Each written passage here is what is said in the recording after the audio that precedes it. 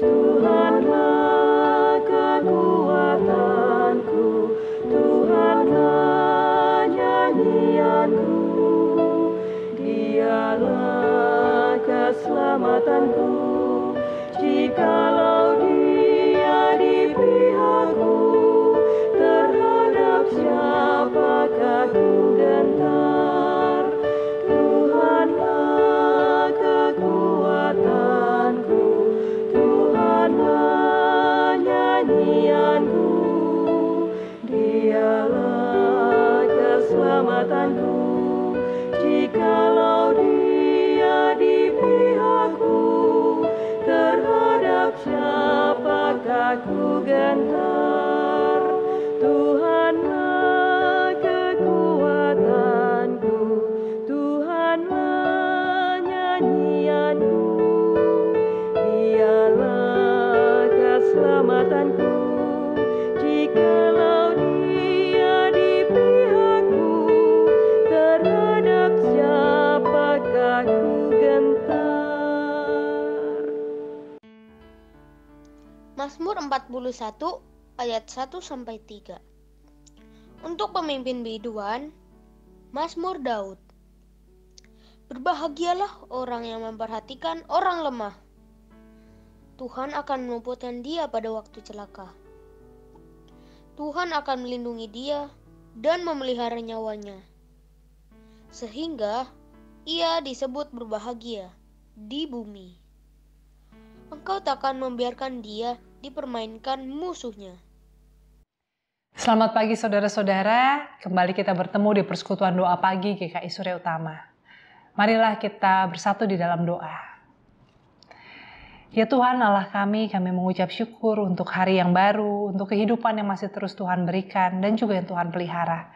Biarlah kiranya dalam segala keadaan kami terus berpengharapan dan kami mengandalkan pengharapan kami hanya di dalam Tuhan, bukan dalam kekuatan kami sebagai manusia.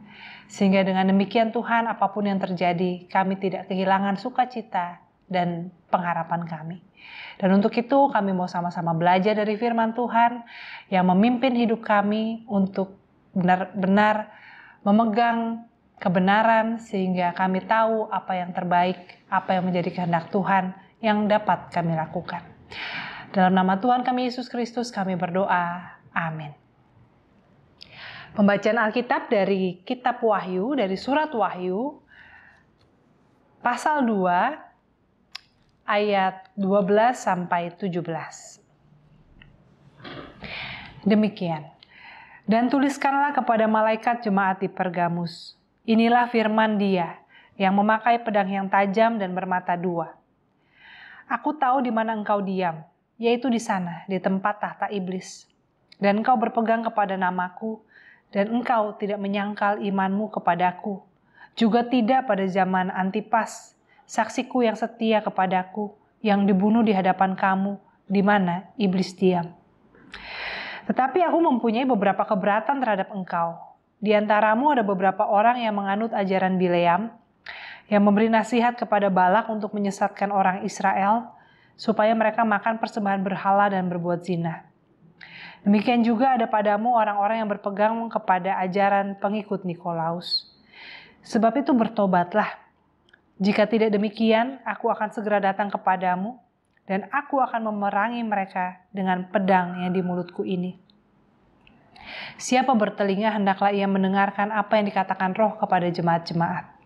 Barang siapa menang, kepadanya akan kuberikan dari mana yang tersembunyi, dan aku akan mengaruniakan kepadanya batu putih yang di atasnya tertulis nama baru, yang tidak diketahui oleh siapapun selain oleh yang menerimanya.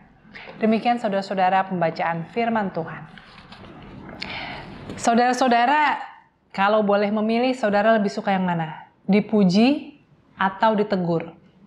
Saudara-saudara, mungkin ada orang yang nggak suka dipuji. Kalau dipuji tuh dia merasa canggung gitu ya, merasa malu. Tetapi nggak ada orang yang lebih suka ditegur. Jadi kalau disuruh memilih antara dipuji atau ditegur, saya yakin bahwa orang akan memilih lebih baik dipuji. Atau mendingan nggak usah diapa-apain lah ya gitu ya. Tapi tidak ada orang yang suka ditegur. Tapi yang menarik saudara-saudara, Kalau misalnya orang nih habis melakukan sesuatu, dipuji oleh 9 orang dan ditegur atau dikritik oleh 1 orang, yang akan dia ingat-ingat justru adalah teguran tersebut. Malamnya gitu ya, dia nggak sulit tidur, bukan mengingat pujian yang diterima dari 9 orang, tetapi kritik yang 1 orang itu yang membuat tidak nyaman. Nah saudara-saudara, mana yang kita butuhkan? Pujian atau teguran? Dua-duanya. Kalau orang dalam hidupnya bekerja, melayani, atau sekedar melakukan sesuatu dan tidak pernah mendapat apresiasi, tidak pernah dipuji, tidak pernah mendapat ucapan terima kasih, atau dibilang, wah kamu sudah bekerja baik, atau kamu sudah memberikan yang terbaik, biasanya orang akan mulai kehilangan motivasi. Walaupun mungkin kita nggak melakukan untuk pujian, tetapi ketika tidak pernah kita diapresiasi, orang akan kehilangan motivasi. Sebaliknya saudara-saudara, kalau orang selalu dipuji tapi tidak pernah ditegur, dikritik, itu juga bahaya. Karena bisa jadi besar kepala, merasa sudah tidak perlu ada yang diperbaiki atau diubah. Pujian dan teguran yang tepat itu tentu baik. Tentunya juga kalau kita menerimanya juga dengan baik ya. Bukannya tadi dipuji jadi GR, ditegur jadi ngambek. Tetapi saudara-saudara, baik pujian maupun teguran dari manusia belum tentu orisinil, belum tentu otentik. Orang bisa muji kita sekedar lip service, atau orang bisa muji kita karena ada maunya, ya. Atau orang muji kita mungkin juga karena nggak enak hati, karena dengar khotbah, oh harus memberi pujian lalu dipujilah kita gitu. Saudara-saudara, ada juga orang yang memuji dengan maksud mencelakakan.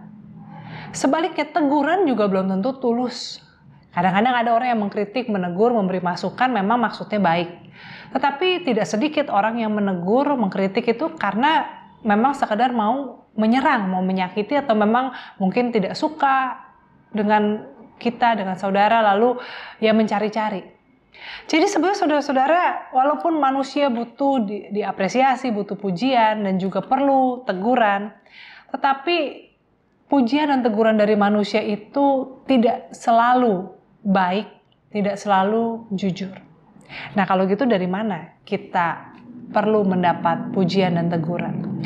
Saudara-saudara, kalau kita baca hari ini dalam kitab Wahyu, Tuhan memberikan pujian kepada jemaat di Pergamus.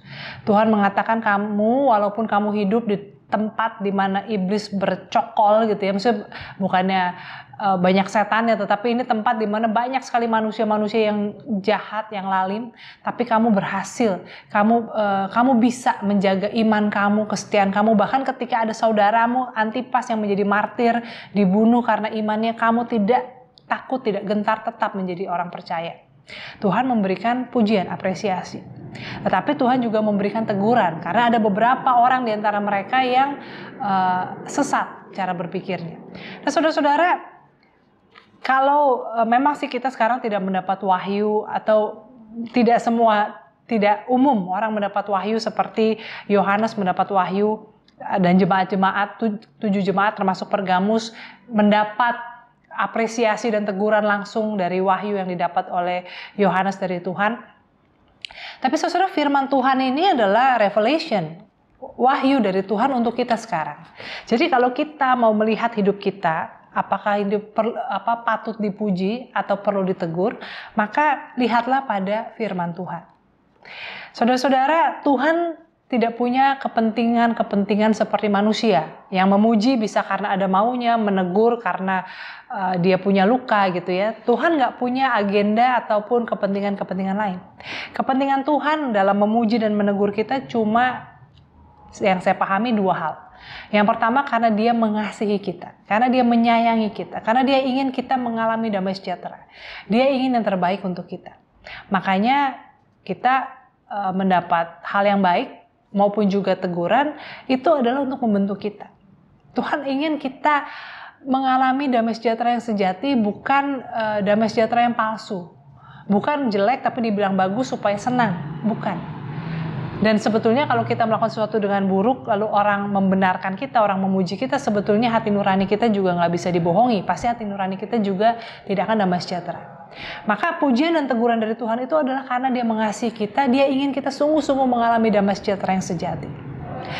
Dan yang kedua, saudara-saudara, kepentingan Tuhan adalah untuk menyelamatkan dunia, untuk menjaga kehidupan di dunia. Jadi bukan hanya kita supaya dikasihi, supaya kita mengalami damai sejahtera, tapi juga supaya kalau kita ditegur, supaya kita nggak mencelakakan orang lain, supaya kita nggak merusak kehidupan bersama di muka bumi.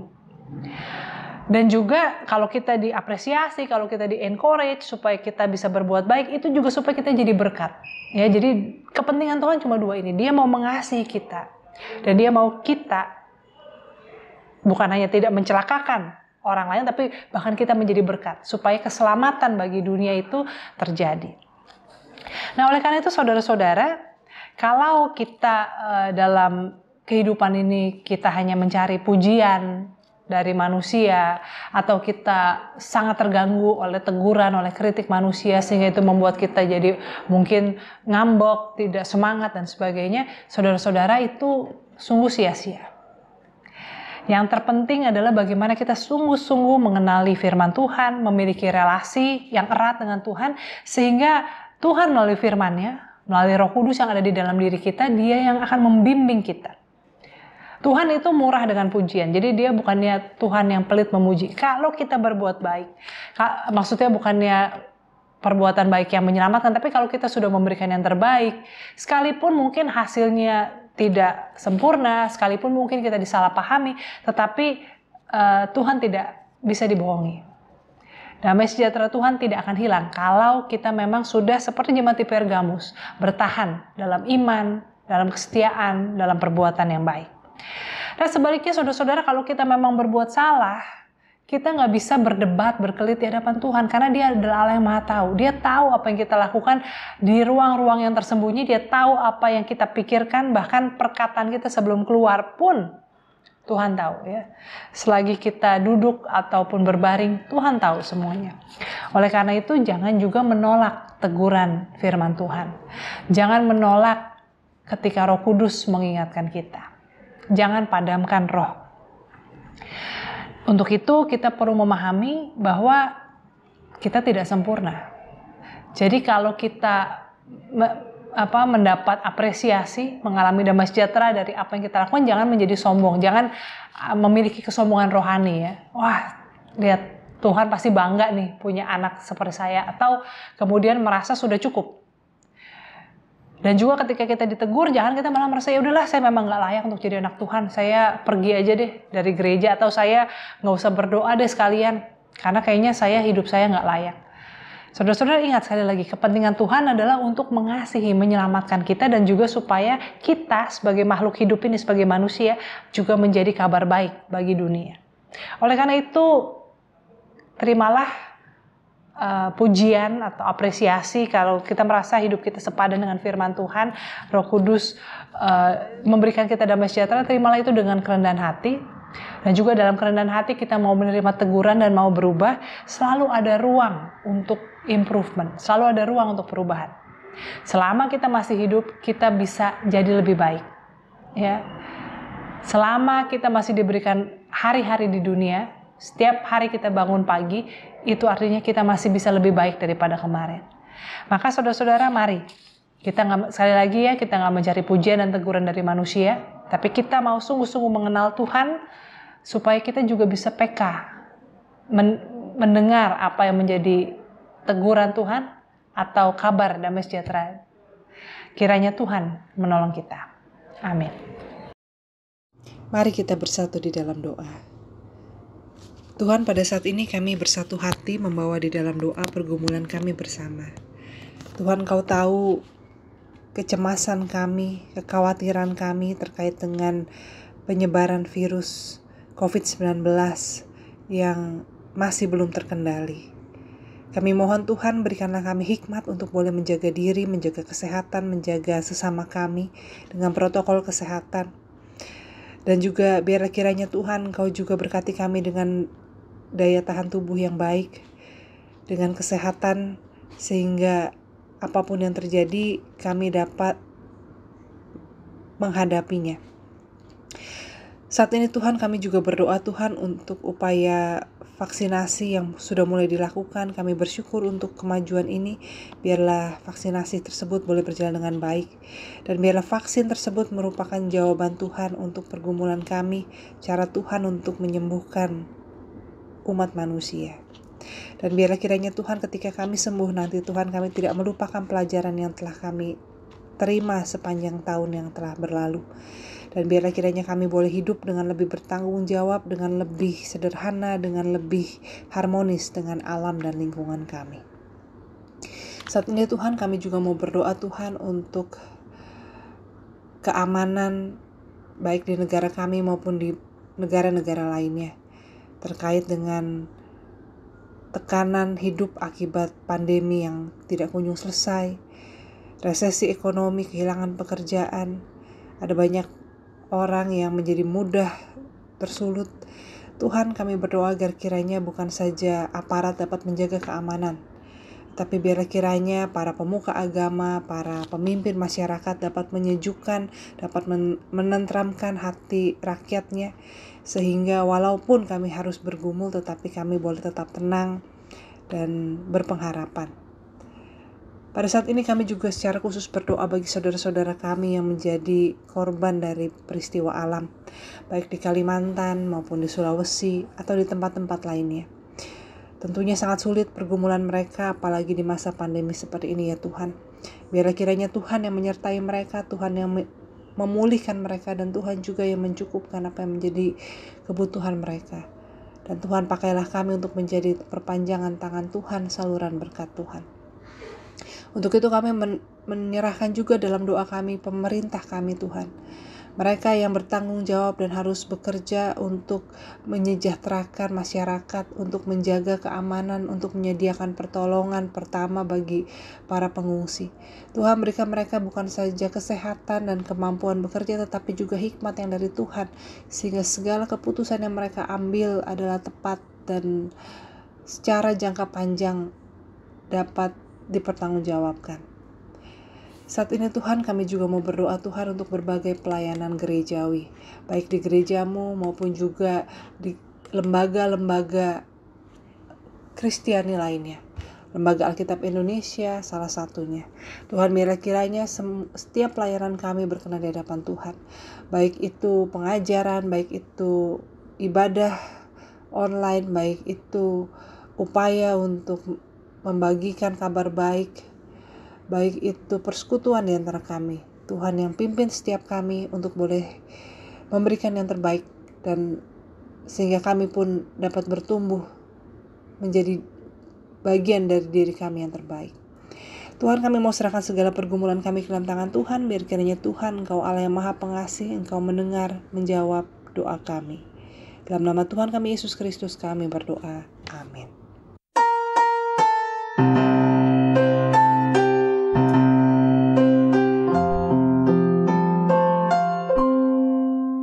Kasih Tuhan